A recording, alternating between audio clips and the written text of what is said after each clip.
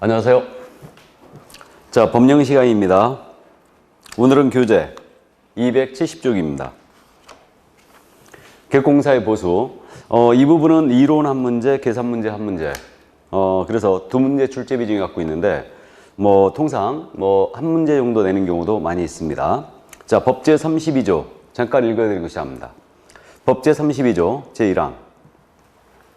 개공사는 중개 업무에 관하여 중개의뢰로부터 소정의 보수를 받는다. 다만 개공사의 고의 또는 과실로 인하여 중개의뢰인 간의 거래행위가 무효, 취소 또는 해제된 경우에는 그러하지 아니하다.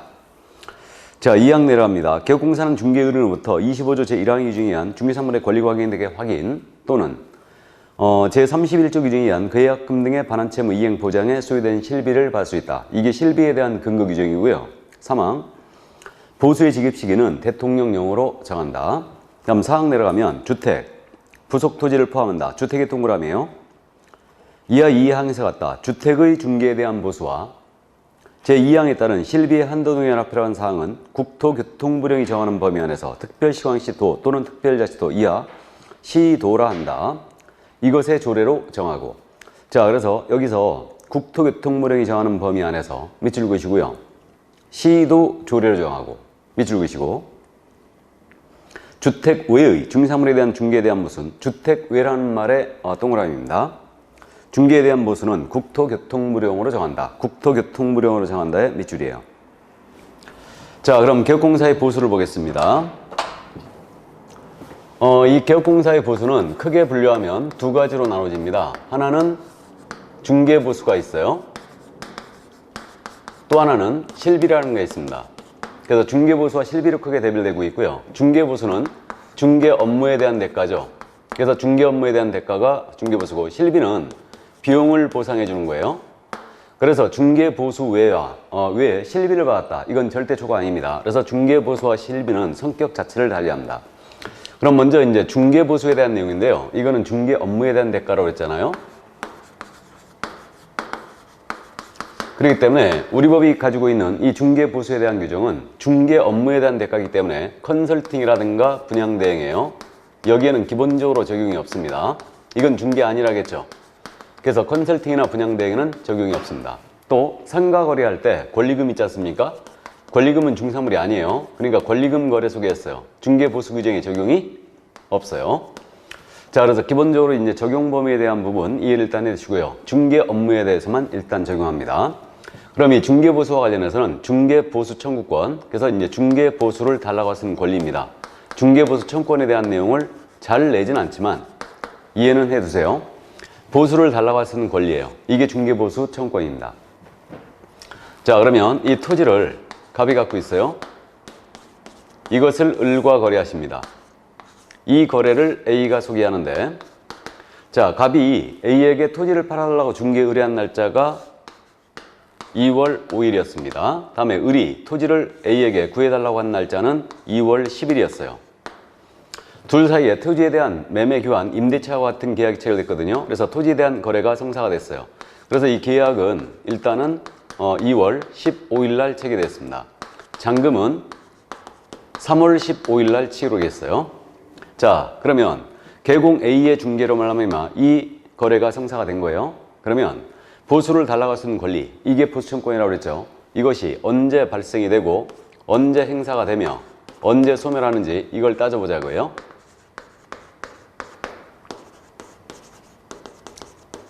그럼 갑에 대하여만 일단 따집니다. 갑에 대하여, 자, 갑에 대하여 보수청구권은 2월 5일 날 발생됐다. 1번이에요.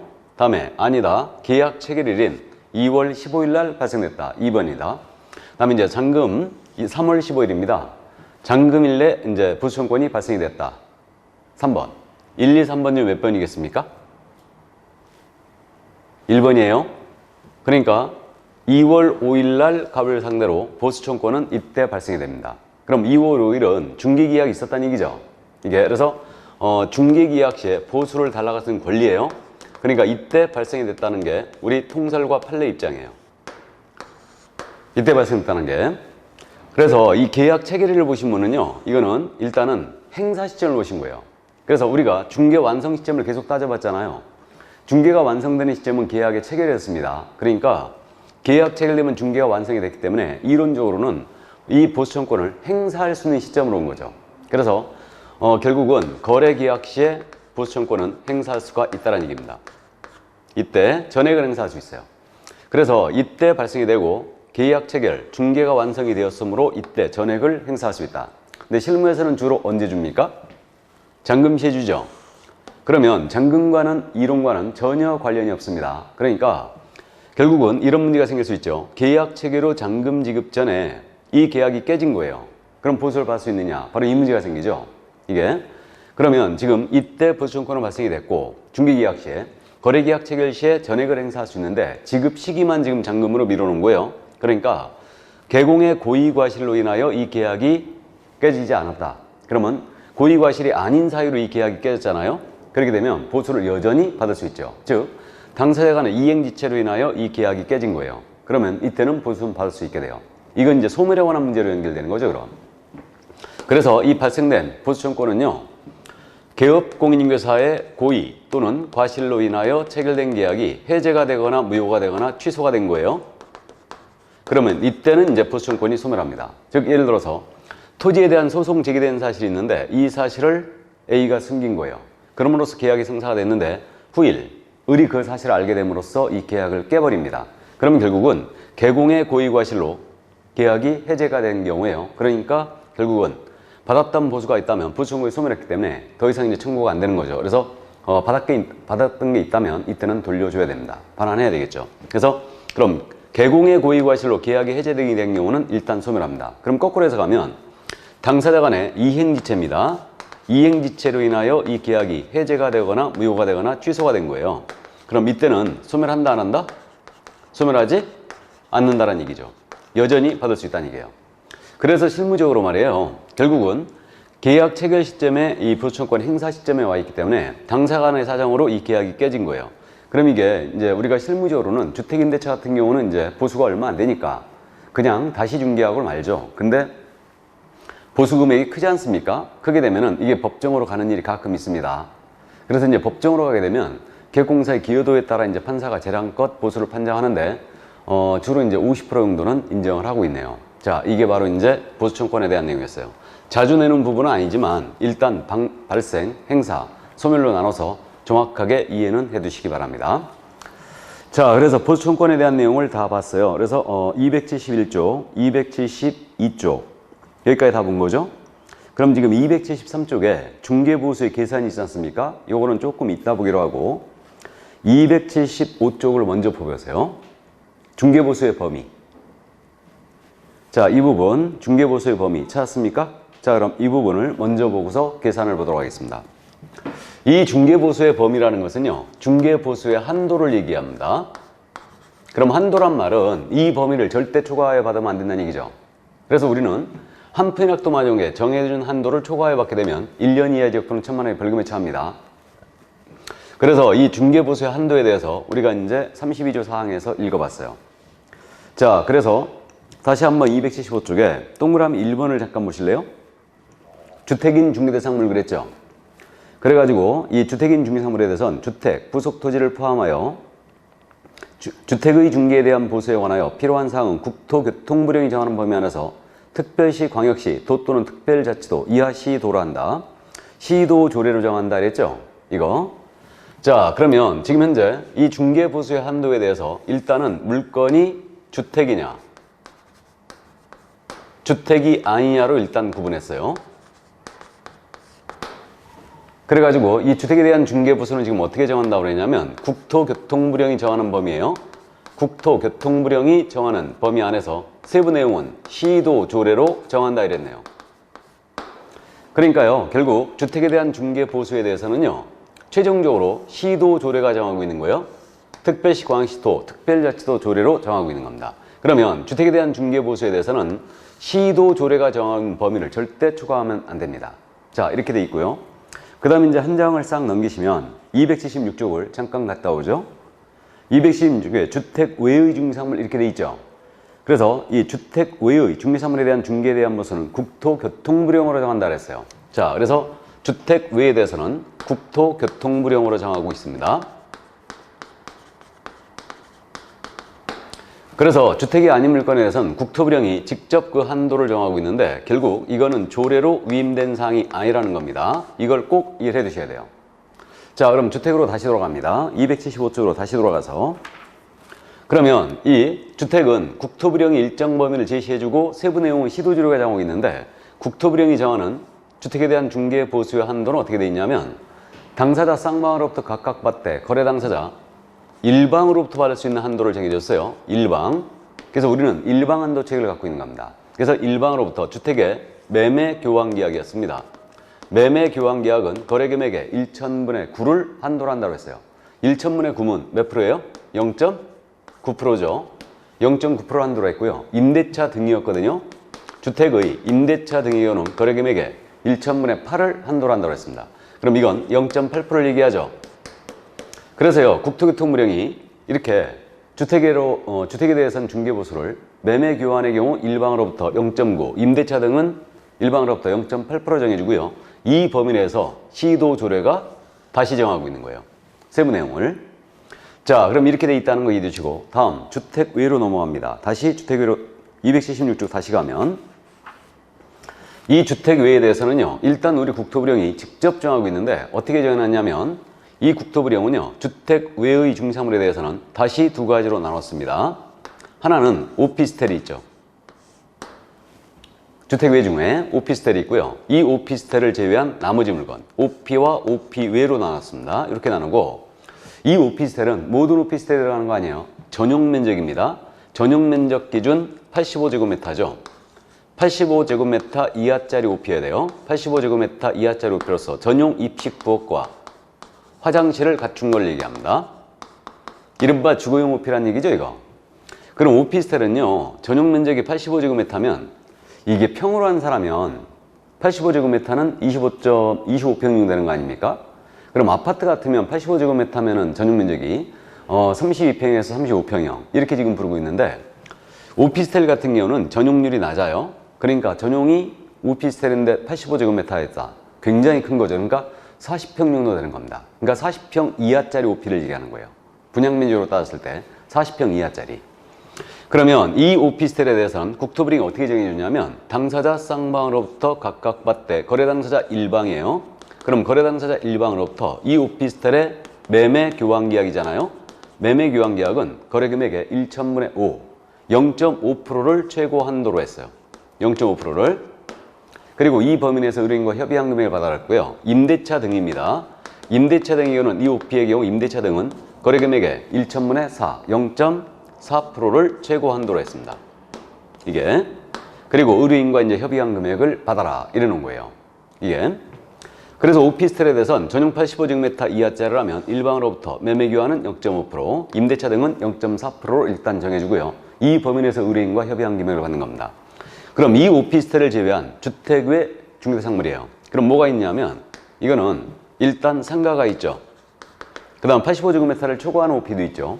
사무실도 있고 그 다음에 공장, 또 임모, 공장재단, 광업재단이 있습니다. 이렇게. 그러면 주택과 85제곱미터 이하짜리 오피를 제외한 나머지 물건에 대해서는 국토부령이 어떻게 정했냐면 당사자 쌍방으로부터 각각 받되 거래 당사자 일방으로부터 거래 금액의 0.9%를 최고 한도로 한다고 했어요. 0.9%를. 그러면 쌍방 모두를 중개하면 1.8%가 되는 거죠. 그럼 주의할 점은요, 상가나 토지나 입광공입니다. 이러한 것에 대해서는요, 매매 교환 임대차라는 거래 유형 구분이 있는 거예요, 없는 거예요? 거래 유형 구분이 없는 겁니다. 이게. 그래서 매매 교환 임대차의 구분이 없어요. 그래서 상가의 매매를 중개하든 임대차를 중개하든 관계없어요. 모두 일방 최고 0.9%입니다. 토지 매매든 지상권이든 관계없죠. 그래서 이제 일방 최고 모두 0.9%라는 거예요. 그래서 매매 교환 임대차의 구분이 없다는 점, 이 점을 유의해 주고요. 이게 바로 이제 중개보수의 한도체계예요. 그래서 이 한도체계 엄청 잘 묻습니다. 꼭 기억을 해 두셔야 됩니다. 그래서 이거는 이제 암기를 좀 해 주시고요. 그럼 여기서 말이에요. 잠깐 보면 우리는 최고 한도체계라고 하고 있죠. 최저 한도는 없어요. 원래 이제 예전에 중개법 시에는 최저 한도가 0.2%가 있었는데 그걸 삭제해버리고 최고 한도체계로만 갑니다. 그러다 보니까 최고 한도체계로 가다 보니까 우리 중개의뢰인과 말이에요. 분쟁이 자꾸 생겨요. 그래서 이제 의뢰인은 되도록이면 적은 금액 주려고 그러고 개공은 되도록이면 많은 금액을 받으려고 그렇기 때문에 결국은 서로 분쟁이 생깁니다. 우리네 인정은 돈 가지고 서로 옥신각신하는 거 상당히 아니할 말로 우리가 양반 사회를 살아왔기 때문에 그건 상놈이 하는 짓이다 그러는 거죠. 그러니까 차라리 입법론의 입장에서 봤을 때 확정률로 가는 게 맞지 않겠나 이런 생각이 조금 듭니다. 자, 그래서 이제 주택과 주택의뢰 크게 구분되어 있고 이제 한도체계가 조례냐 국토부령이 직접 정하느냐 이런 차이가 있다는 걸 이해해 두시는데 여기서 277쪽에 있는 복합 건물의 경우 겸용주택이라고 되어 있는데 요거 잠깐 보고 갑니다. 그러면 복합 건물에게는 주택료율을 보수율을 어떻게 적용이 되느냐 이 문제가 있어요. 그래서 극단적인 예를 들게 되면요. 자, 이게 이제 건물입니다. 이게 통건물이에요. 통건물. 그러니까 통건물이라는 얘기는 1층은 상가입니다. 2층은 주택으로 돼 있어요. 2층짜리 건물인데 이게 하나의 건물이었다는 얘기죠. 이게 만약에 구분등기가 돼 있다면 상가 따로 주택가 따로 나눠가지고 이제 중개보수를 계산하면 되는데 이게 하나의 건물이었어요. 이걸 우리 계획공사가 소개한 겁니다. 그럼 이때는 중개보수를 어떻게 받아야 되냐 이 문제가 생기죠. 주택률이 틀리고 상가율이 틀리지 않습니까? 이걸 이제 그 복합건물이라고 부르는 거죠. 자, 그럼 이 경우는 우리 지금 국토교통부령이 어떻게 정해놨냐면요. 이게 면적을 기준으로 했는데 주택 면적을 기준으로 했네요. 그래서 주택의 면적이에요. 주택의 면적이 2분의 1 이상이었잖아요. 주택의 면적이 2분의 1 이상이면 전체에 대하여 주택을 적용하라 이랬어요. 전체에 대하여 주택을 적용하라. 이렇게. 그러면 주택 면적이 2분의 1 이상이면 전체에 대하여 주택을 적용하라고 그랬으니까 거꾸로 주택 면적이 2분의 1 미만이에요. 미만이면 전체에 대하여 주택외로 하라는 얘기죠. 상가를 적용하라는 얘기입니다. 이거. 그래서 복합 건물의 경우는 주택 면적을 기준으로 해서 2분의 1 이상이면 전체에 대하여 주택으로 한다. 왜 그래야 되는지는 저도 잘 모르겠는데 어쨌든 뭐 주된 부분으로 가야 되지 않을까 이렇게 지금 생각이 되고요. 자, 그러면 이제 이렇게 복합 건물의 경우는 주택 면적을 기준으로 2분의 1 이상이면 전체 주택으로 한다는 점 이해해 주시는데 참고로 면적이 둘이 같아요. 주택도 50제곱미터고 상가도 50제곱미터예요. 둘이 면적이 같다면 어디로 가야 돼요? 주택으로 가야 되겠죠.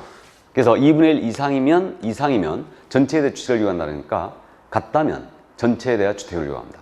그래서 일단 그 정도 감 잡아 두시고. 자, 그러면 우리는 이제 이 국토교통부령이 정하는 시도 조례가 정하고 있는 주택에 대한 중개 보수 한도 있죠. 조례가 정하고 있는 거. 이걸 따져봐야 될 거 아닙니까? 그래서 우리가 전국적으로 지금 17개 시도가 있죠. 그러면 17개 시도가 틀릴 수도 있죠. 근데 현재는 모두 같다 보시면 됩니다. 그래서 예전에 이제 이 반값 중개보수기가 나오면서 이 주택에 대한 중개보수 시도조례가 모두 같아졌어요.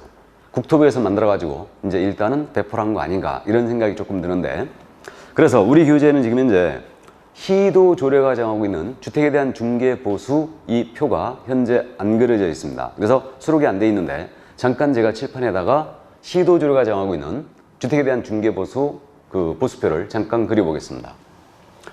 자, 그래서 주택에 대한 중개보수표예요, 지금.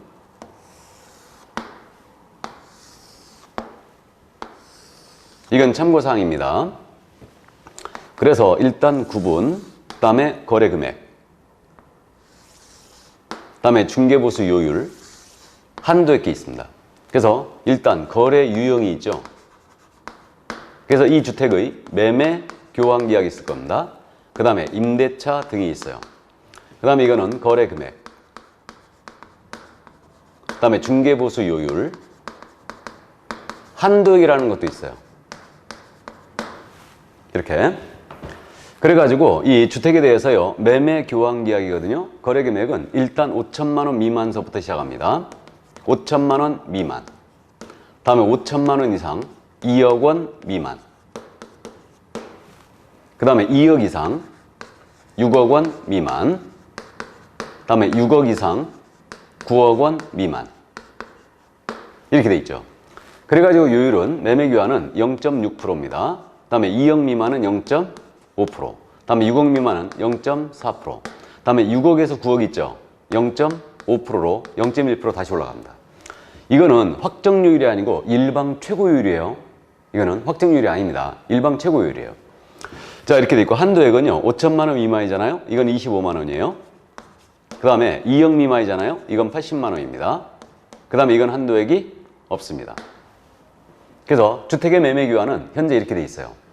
그 다음에 임대차 등이에요. 임대차 등의 경우는 역시 거래금액 5천만 원 미만인 경우, 그 다음에 5천만 원 이상 1억 원 미만인 경우, 1억 원 이상 3억 원 미만인 경우, 그 다음에 3억 이상 6억 원 미만인 경우 이렇게 돼 있고요. 일반 최고율은 5천만 원은 0.5%부터 출발해요.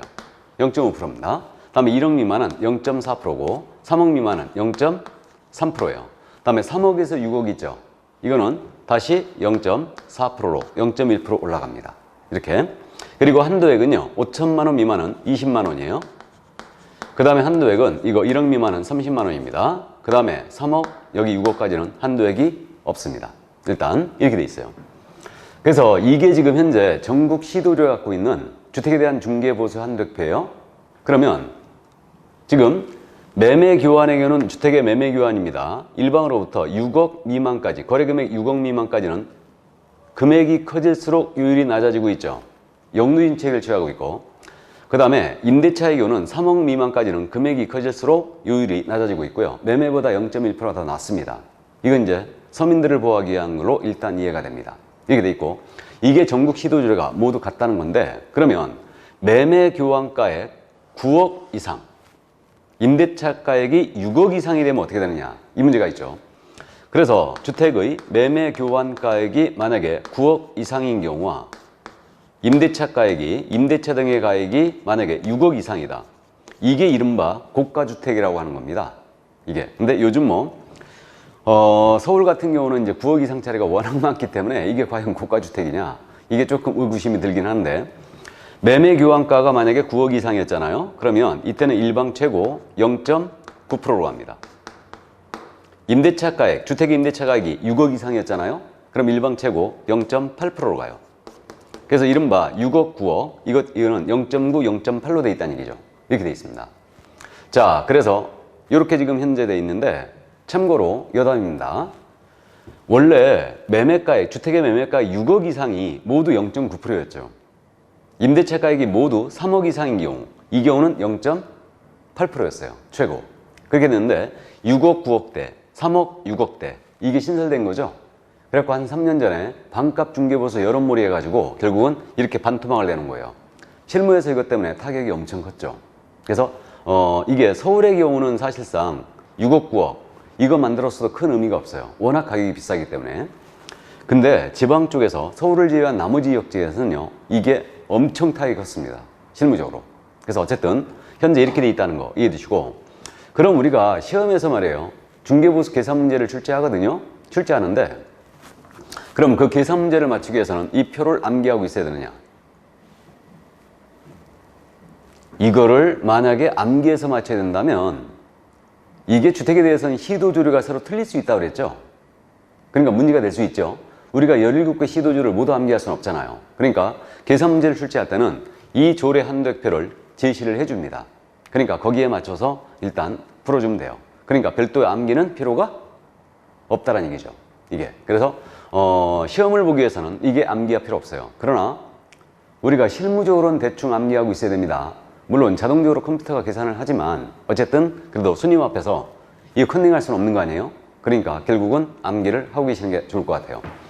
그럼 지금 현재 이게 5천, 2억, 6억 매매는 이렇게 돼 있고요. 6, 5, 4로 간다는 거. 그 다음에 임대차는 5천, 1억, 3억으로 가고 5, 4, 3으로 가고요. 한도액은 매매는 2580이에요. 많이 들어보셨죠? 2580이고 임대차는 한도액이 2030입니다. 그러면 이거 우리가 계산 문제를 풀기 위해서는 암기할 필요는 없지만 이걸 적용하는 방법에 대해서는 이해하고 있어야 돼요. 어떻게 적용할 거냐, 이 문제인데, 이거는 일방 한도액표 아닙니까? 일방 한도액표이기 때문에 이 표에 의해 계산된 금액을 우리는 쌍방 모두를 중개했다면 그 중개의뢰인, 거래당사 쌍방으로부터 각각 수수할 수 있죠. 이 표에 의해 계산된 금액을 쌍방으로부터 각각 수수할 수 있고요. 그 다음에 주택소재지 시도조례와 주택소재지 시도조례와 중개사무소 시도조례가 서로 틀렸어요. 그럼 어디를 적용해야 되느냐? 이 문제가 생기죠. 그럼 예를 들어서 경기도 광명시에 사무소를 두신 기업공사가 서울에 있는 주택을 중개한 거예요. 그럼 물건지 조례인 서울시를 적용할 거냐? 아니면 사무소 기준 시도 조례인 경기도주를 적용할 거냐? 이 문제가 생깁니다. 어디를 적용하는 게 합리적이겠어요? 만약에 물건지를 적용한다면 법리적으로 물건지 적용하는 게 맞아요. 근데 물건지를 적용한다면 우리가 중개할 때마다 그쪽 조례 확인해야 되죠? 그죠? 그럼 엄청 불편을 초래할 수 있고, 나아가서 중개 의뢰인은요, 경기도 광명시에 있는 중개사무소를 찾아온 거예요. 그럼 이 사무소에는 경기도 조례가 게시가 돼 있겠죠? 그러니까 의뢰인 신뢰보호 차원에서도 사무소 기준으로 통일합니다. 이거. 그래서 주택시도 조례와 만약에 사무소 기준 시도조례가 틀리면 어디 기준 한다고요? 사무소 기준 시도를 적용합니다. 이거 엄청 잘못되니까 꼭 기억을 해두세요 또. 그러면 법인의 분사무소에서 만약에 주택에 대한 거래할세 냈다. 그럼 분사무소는 주된 사무소로 가는 거 아니에요? 의뢰인은 그 분사무소를 찾아갔기 때문에 그 분사무소가 있는 시도 조례를 적용합니다. 분사무소는 주된 사무소가 아니에요. 그래서 이제 이 점 주의해 주시고요. 그 다음에 이제 법문에 계속 나왔는데 주택의 부속 토지 있지 않습니까? 주택의 부속 토지는 뭘 적용한다고요? 주택을 적용한다. 그대로. 그러니까 이건 토지율 절대로 적용 안 해요. 그래서 주택과 같이 거래되는 게 통상이기 때문에 주택의 대지, 주택의 부속 토지는 주택률을 적용합니다.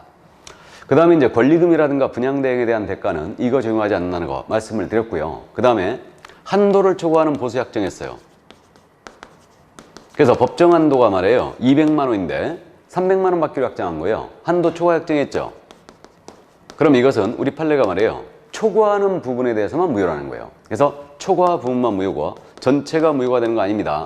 초과 부분만 무효다. 이 점 또 이해를 해 두시고요. 그래서 적용 방법 이 정도 이제 감을 잡아 두십니다. 자, 그럼 이제 이 정도 이해만 해 두시고요. 이제 계산 연습을 한번 해봐야죠. 계산 연습. 그럼 교재 지금 273쪽으로 돌아갑니다. 그러면 중개보수 계산에 대해서는 말이에요. 일단은 거래 금액이 있을 거 아니에요? 그리고 여기에 중개보수 요율을 곱하겠죠. 그럼 이제 산출액이 나올 거예요. 근데 주택의 경우는 한도액이 있더라고요. 2580, 2030 이게 있더라고요. 그래서 한도액과 비교해서 항상 지급 금액 받는 거예요. 그러니까 한도액이 더 크면 산출액 받아야 되고 산출액이 더 크면 한도액 받아야 되죠. 둘이 같다면 아무거나 받아도 됩니다. 이때 이 거래 금액을 무엇으로 할 거냐? 이건 거래 유형에 따라 달라지죠. 그러면 거래 유형이 매매였어요. 그럼 매매는 거래 금액을 매매 대금으로 하면 되겠죠? 문제 없어요. 자, 그럼 계산의 편의를 위하여 싼 것으로 연습해 봅니다. 싼 것으로.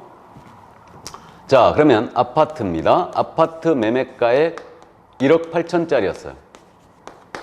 계산의 편의를 위하여 싼 거로 하는 거예요. 매매가 1억 8천이었다. 그럼 최고율 적용해야 되죠. 최고율. 그럼 몇 프로예요? 0.5%. 그래서 1억 8천이라면 0.5% 계산하면 얼마 나와요? 90만 원. 근데 90만 원 받으면 돼요, 안 돼요? 안 되죠. 한도액이 있어요. 80만 원 있죠. 그러니까 일방으로부터 80만 원을 이제 받을 수가 있는 겁니다. 만약에 10만 원 더 받았잖아요. 그럼 보수 초과로서 1년 이하의 또는 1,000만 원의 벌금입니다. 그래서 80만 원이 최고 한도죠. 일방. 그러면 상가였어요. 상가 만약에 2억짜리였다. 그럼 상가는 저 요율을 적용하는 게 아니에요. 일방 최고 몇 프로? 0.9%. 그럼 298, 180만 원입니다. 이걸 쌍방 각각 받을 수 있죠.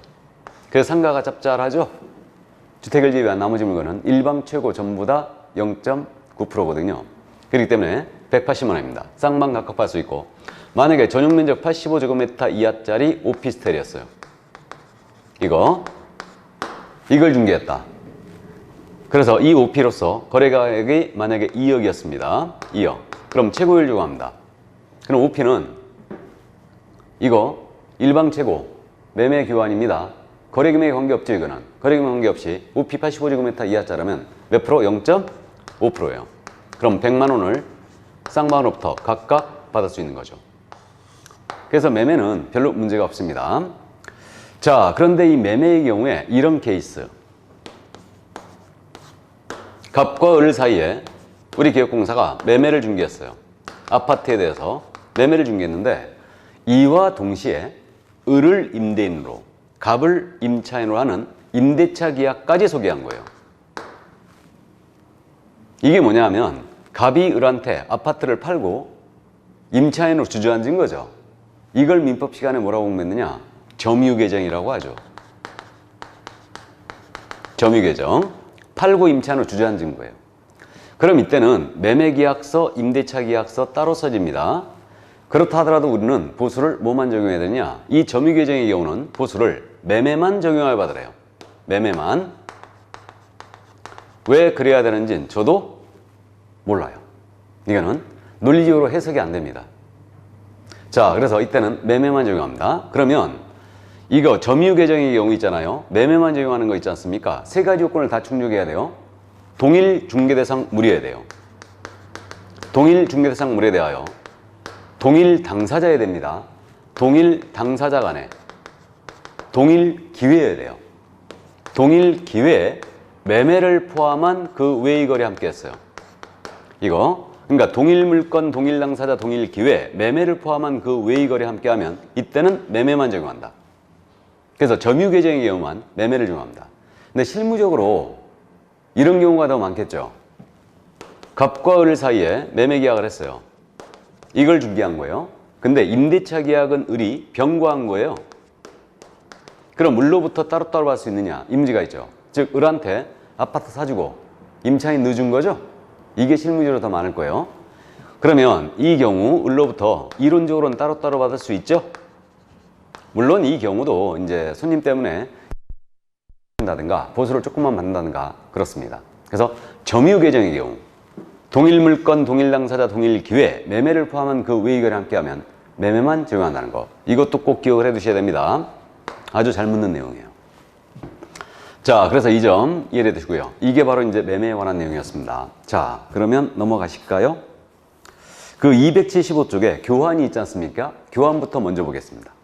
교환. 그러면 거래 유형이 교환이었어요. 거래 유형이 교환이면은 이건 어떻게 거래 금액을 산정했느냐 이 문제인데, 교환은 거래 금액이 두 개 나올 수 있죠.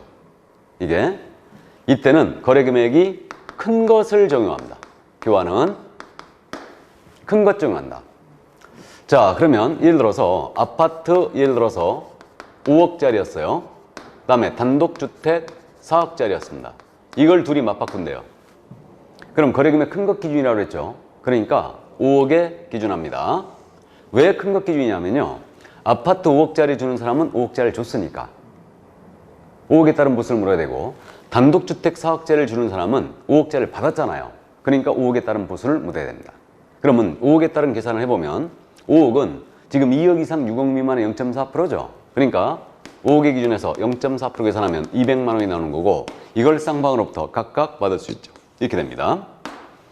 그럼 이 경우에 참고로 단독 4억짜리 주는 사람은 여기다 플러스 1억을 하죠. 이걸 민법에서 뭐라고 하냐면 보충금이라고 부르는 거죠.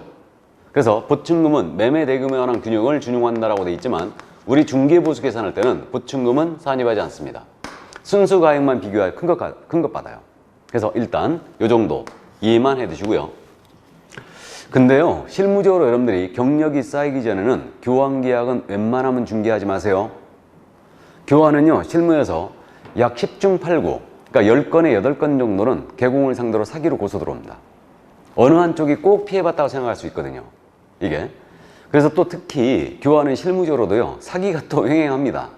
그러니까 제가 여기 지금 4억짜리 주는 사람은 현금 1억을 붙이는 걸로 이렇게 지금 현재 말씀을 드리긴 했는데, 사실은 현금으로 붙이는 경우는 흔치 않죠. 차액 부분을 그렇게 하지 않고 안 팔리는 물건 있죠. 저기 강원도 영월군 산꼭대기땅 이런 걸 끼워 넣게 하는 거예요. 그래갖고 내가 엄청 손해본다 하면서 바꿔버리는 거죠. 근데 산꼭대기 땅 그거 받으면 뭐합니까? 거래도 안 되는데. 그렇기 때문에 사기가 실제로 행행하기 때문에 여러분들이 웬만하면 교환은 중개하지 마시고요. 니들끼리 해라. 그렇게 하시기 바랍니다. 이거 그래서 사기로 고소 들어오기 때문에. 자, 그래서 이제 교환 이 정도 이해를 해 두시고요. 자, 그 다음에 이제 이거와 관련해서요, 분양권에 대한 내용을 먼저 한번 볼까요? 분양권은 이제 어떻게 계산해야 되는지. 그럼 거래 유형이 분양권이었어요. 이 분양권의 경우는요, 거래 유형이 분양권이면 이거는 분양대금으로 하면 절대 안 됩니다. 거래 금액을. 뭘로 해야 되냐면 기납입금으로 해야 돼요. 기납입금. 이미 납입한 계약금, 중도금 이걸 말하죠. 중도금 대출받은 거는 일단 날짜가 지난 것은 납입한 걸로 치는 거예요. 그래서 기납입금에 프리미엄 합산금액으로 합니다. 거래 금액을 이걸로 가요. 그래서 기납입금의 프리미엄 합산으로 분양권을 계산한다. 이렇게. 그래서 분양대금으로 절대 하는 게 아닌데, 그럼 프리미엄을 실무에서 뭐라고 합니까? P라고 부르죠. P. 프리미엄을 실무에서는 P라고 부르고 있고, 이 P가 아니에요. 이 P가 아니고 프리미엄을 때 P입니다. 자, 그럼 예를 들어서 분양가 5억짜리였어요. 여기에 계약금 5천 들어간 거예요. 1차 중도금 1억이 납입이 됐어요. 그리고 여기에 P가 5천이 붙은 거예요. 그럼 중개부 산정 기준금액 얼마입니까? 2억이 되는 거죠. 5천 1억 기납입금이고, 그 다음에 P가 5천이니까 이거 총거래대금 2억이 되는 겁니다. 그럼 2억에, 이게 만약에 2억의 물건이 아파트였다. 그럼 주택률 이용하는 거죠. 그러면 2억이면은 요율이 몇 프로예요? 0.5%, 0.4%예요. 5천 이상 2억 미만이죠. 그러니까 딱 2억이면 0.4%입니다. 그래서 이제 0.4% 곱하면 80만 원이에요. 이걸 쌍방각각받을 수 있고, 이 물건이 만약에 상가였잖아요. 상가면 만약에 2억이었다. 그럼 0.9% 때리는 거죠. 그럼 298, 180만 원 쌍방각각받을 수 있고, 다음에 이것이 85제곱미터 OP였잖아요. OP 분양권이었어요. 그러면 곱하기 0.5%죠. 그럼 100만 원을 쌍방각각받을 수 있습니다. 그래서 우리 대법원이 말해요. 분양권의 경우는 분양대금으로 하면 절대 안 된다. 기납입금의 프리미엄 합산 금액으로 보수를 계산하는 게 이게 거래 관행이자 상식에도 부합한다. 이렇게 지금 대법원이 해석했는데 말도 안 되는 해석이죠, 이거. 개인적으로 봤을 때. 그래서 어쨌든 실무적으로 지금 현재 이 분양권의 경우는 법정으로 가는 경우가 흔치 않습니다. 그래서 분양권은 지금 일반 매매보다요 훨씬 일이 많아요. 명의 변경해야 되죠. 대출 승계해야 되죠. 사고 가능성도 크죠. 그렇기 때문에 어쨌든 이 분양권 기납입금의 프리미엄 합산금으로 계산한다는 점, 이 점 또 이해를 해두시고요. 자, 그 다음에 이제 전세와 임대차로 가볼까요? 전세와 임대차. 그럼 이제 전세는 거래 유형이 전세였잖아요. 그럼 전세의 경우는 거래 금액을 전세금으로 하면 되죠. 자, 그럼 계산의 편의를 위하여 싼 것으로 연습합니다. 아파트 전세 8천짜리였어요. 그럼 최고율 몇 프로? 0.4%. 5천만 원 이상 1억 미만의 0.4죠. 그러니까 0.4%입니다. 그럼 32만 원 계산되는데 32만 원 받으면 돼요, 안 돼요? 안 되죠. 이거 한도액 있죠? 30만 원이 최고 한도예요. 이걸 쌍방각각 받을 수 있죠. 만약에 2만 원 더 받으면 몇 년 징역이라고요? 1년 이하의 징역입니다. 2만 원 더 받으면. 자, 그러면 이게 만약에 상가 전세였다. 상가 전세 8천짜리였어요. 그럼 최고율 몇 프로? 0.9%예요. 상가는 무조건 0.9%죠. 토지도 마찬가지고 임대차나 전세나 마찬가지죠. 그럼 8, 9, 72, 72만 원을 쌍방각각 받을 수 있습니다. 다음 85제곱미터 OP였어요. OP 전세 8천짜리였습니다. 85제곱미터 이하짜리. 그럼 이건 최고율 몇 프로? 0.4%. 그래서 0.4%입니다. 그럼 48, 32, 32만 원을 쌍방 각각 받을 수 있습니다. 이렇게. 자, 그래서 이게 전세. 전세는 계산 문제 한 번도 낸 적이 없어요. 너무 쉬워서. 문제는 임대차예요. 자, 그럼 거래 유형이 임대차의 경우는 거래 금액을 어떻게 해야 되느냐? 임대차의 경우는 임대차는 보증금이 있지 않습니까? 그래서 보증금 더하기 월세에다가 곱하기 100을 하여 합산합니다. 이렇게 해요. 그래서 임대차는 보증금 더하기 월세 곱하기 100으로 한다는 얘기예요. 이렇게 하는데 이 100이라는 숫자가 어디서 나온 거냐면 이거는 예전에 이제 그저 우리가 보증금을 월세로 전환시킬 때, 지금은 이렇게 하면 안 되는데 월세로 전환시킬 때 월 일부 이자를 쳤었어요. 월 일부 이자를. 거기서 100이 나온 거예요. 거기서. 그럼 이게 뭔 얘기냐면 예를 들어서 이제 설명을 잠깐 드리죠. 내가 전세로 일단 8천만 원짜리 들어가려고 그랬어요. 근데 보증금 5천 밖에 없는 거예요. 5천 밖에. 그래가지고 3천만 원 월세 전환시킨 겁니다. 그러면 예전에 그 3천만 원 월세 전환시킬 때 이걸 월 일부이자로 쳤어요. 그럼 3천만 원의 월 일부이자가 얼마예요? 30만 원. 여기다 곱하기 100 하면 달 3천 나오죠? 거기서 나온 겁니다. 그럼 예를 들어서 보증금 아파트인데요. 보증금 5천에다가 월세가 30만 원짜리였어요. 그럼 30만 원 곱하기 100이라는 얘기죠. 그럼 이게 3천 나오지 않습니까? 그럼 둘이 합산하면 8천이죠. 그럼 8천만 원짜리 계산해봤죠? 30만 원 나왔습니다. 이게 만약에 상가 전세, 상가 보증금 5천에 월세 30만 원짜리 했어요. 그럼 상가면 역시 거래금액 8천 나오고 이것도 계산해봤죠? 72만 원. 그 다음에 이게 85지금 m 5P였다. 보증금 5천에 월세 30이었어요. 그럼 역시 거래금액은 8천 똑같이 나오고요. 그 다음에 이제 여기 32만 원 계산해봤습니다. 그래서 결국은 이 100이라는 숫자는 예전에 월 일부이자로 전환을 시켰을 때 월세, 보증금을 월세로 전환시켰을 때 거기서 이제 거꾸로 역산한 겁니다. 이렇게 이제 중개보수 계산 방법에 이걸 산입을 해준 거예요. 근데요, 이게 2006년도부터 월세 곱하기 100으로 바뀌었거든요. 근데 중개법 시절에는 어떻게 돼 있었냐면 이게 계약기간 월수였어요. 그러니까 주택임대차는 통상 여기가 24가 곱해졌고 상가임대차는 통상 12가 곱해졌거든요. 근데 이게 2006년도부터 느닷없이 100으로 바뀐 거예요. 그런 바람에 중개보수가 무려 소액임대차에 있어서 3배나 뛴 거예요, 실제로. 그래가지고 임대차는 대원칙이 거래금액을 이렇게 계산하거든요. 보증금 더하기 월세 곱하기 100으로 하는데 요렇게 계산한 금액이 만약에 5천만 원 미만이 나왔잖아요. 5천만 원 미만이라고 했어요. 딱 5천 나오면 그럼 이렇게 안 하는 겁니다. 그대로 가는 거예요. 그래서 5천만 원 미만이 나오면 월세에다가 곱하기 70으로 합니다. 그래가지고 보증금에 합산해줘요. 이거를 월세 곱하기 70으로 한다. 이 70은 적당히 낮춘 거예요. 그럼 예를 들어서 보증금 2천에 월세 20만 원짜리였어요. 그럼 이거는 2천 더하기 20만 원 곱하기 100 하면 얻는 계산에 4천만 원밖에 안 나오죠. 그러니까 5천만 원 미만 거래가 된 거예요. 그래서 5천만 원 미만이 됐기 때문에 결국은 이거는 이렇게 계산해야 됩니다. 보증금 2천만 원 더하기 월세 20만 원 곱하기 70을 해줘야 돼요. 이렇게 합니다. 그럼 만약에 이거 계산하면 얼마 나와요? 3,400만 원 나와요. 그럼 이 물건이 만약에 주택이었지 않습니까? 그럼 주택률을 이용하면 되죠. 그럼 5천만 원 미만은 주택 임대차 0.5%죠. 그러면 이거 17만 원 계산되죠. 이해되십니까?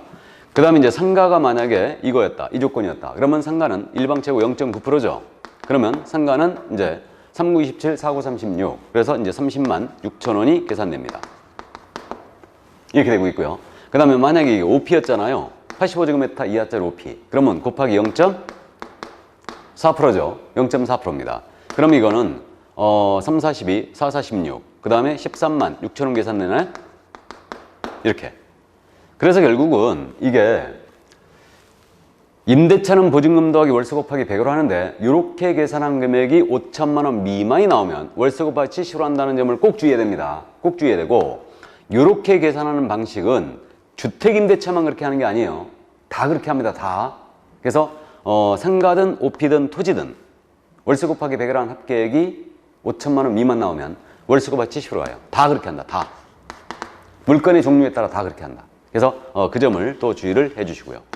자, 이게 바로 이제 중개보수 계산 연습이었습니다.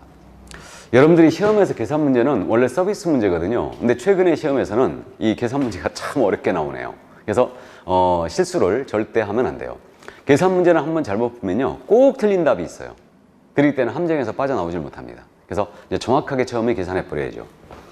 자, 그러면 중개보수 계산 연습까지 다 해봤고요. 그럼 이제 교재 중개보수의 지급 시기에 대한 부분이 있는데, 이 중개보수의 지급 시기 있지 않습니까? 지급 시기에 대한 부분은 우리 교재 지금 현재 거기 272쪽에 있죠. 찾으셨어요? 중개보수의 지급 시기는 어떻게 되냐면 대통령령으로 정한다 이렇게 돼 있죠. 그래가지고 대통령령에 따르면 중개보수의 지급 시기는 개업공사와 중개의뢰인 간의 약정에 따르되 약정이 없을 때는 중개사물의 거래대금 지급이 완료된 날로 한다 그랬어요. 거래대금 지급이 완료된 날. 중개 완성된 때가 아니에요. 이것도 이론적으로 조금 문제가 있는 거죠, 지금. 그래서 중개 완성 시점은 계약의 체결인데 약정이 없다면 계약의 체결 시점으로 가야 될 것 같은데 이게 대금 지급이 완료된 날로 한다. 이렇게 해놓은 거예요. 그래서 이 점 또 주의를 해주시고요. 그래서 중개보수의 지급 시기는 일단은 약정에 따르되 약정이 없으면 거래대금 지급이 완료된 날, 이걸로 간다는 점 일단 감 잡아 두시고요. 자, 그 다음에 이제 실비를 잠깐 보겠습니다. 그래서 이제 실비는 일단 교재 279쪽에 있죠. 그래서 이 실비에 대해서는 말이에요, 부담자가 누구냐, 이 정도만 일단 주의하면 될 것 같은데, 지금 우리 법상 실비의 종류가 아까 32조 2항에서 읽어봤죠? 실비의 종류가 두 가지가 있어요. 하나는 권리관계 확인에 소요된 실비가 있습니다.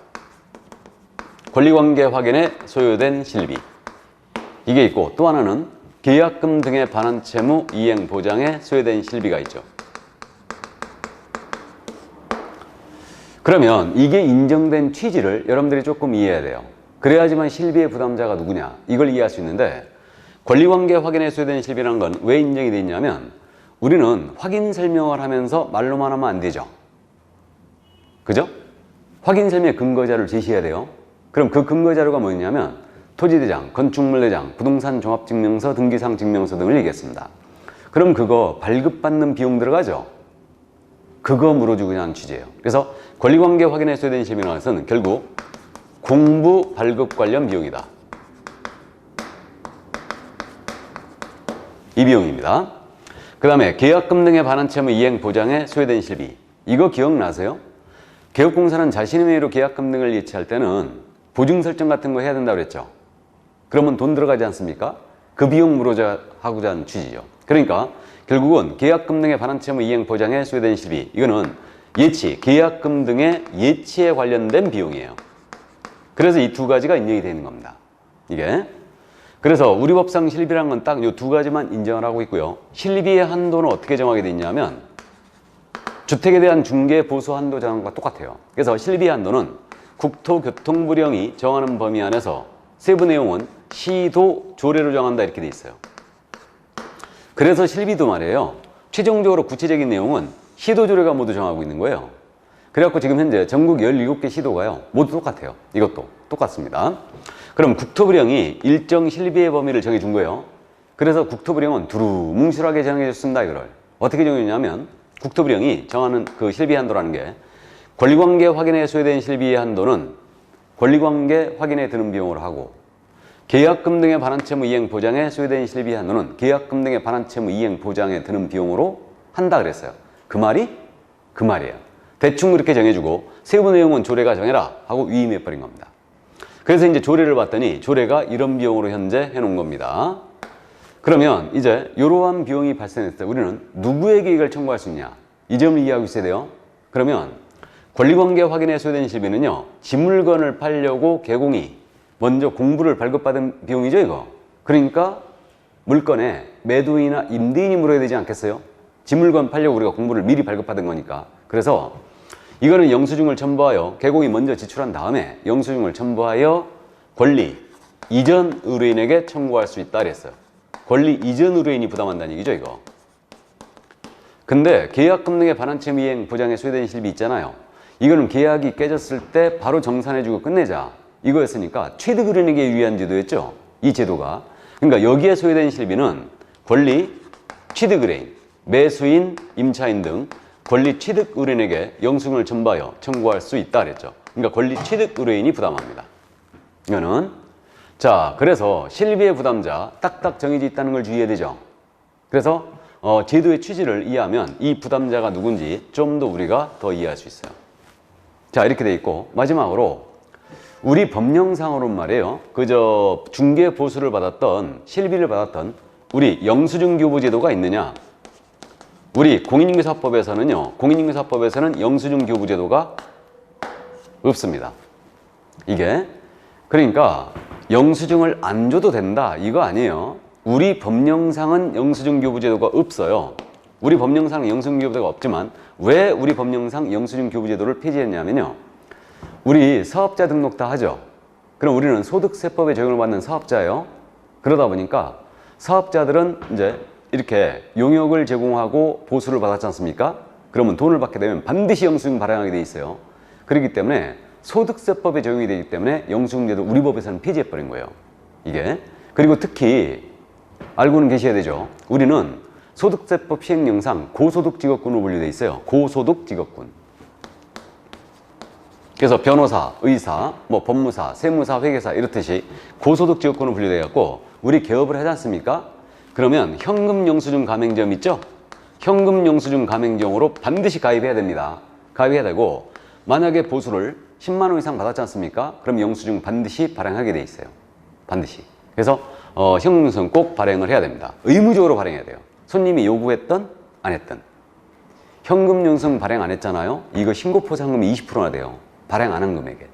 그래가지고 이 송도에서 한번 문제가 된 적이 있었는데 어쨌든 현금영수증 의무적으로 발행해야 돼 있죠. 그러니까 우리도요 사실은 이제 굉장히 거리가 투명해지면서 우리 보수도 부동산 거래 신고한 거 전부 다 세무서에 통보되잖아요. 또 현금영수증 발행 다 하기 때문에 숨길 수가 없어요. 숨길 수가 없습니다. 이게. 자, 그래서 여기까지. 이게 바로 이제 중개보수에 대한 내용이었습니다. 그래서 이제 중개보수는 이론 문제 하나, 계산 문제 하나이기 때문에 일단은 이 정도 이제 이해를 해 두시기 바랍니다. 자, 그럼 여기까지 하고요. 잠시 쉬었다가 이제 교육, 업무위탁, 보상금 이 제도를 나기로 하겠습니다. 잠시 쉬죠.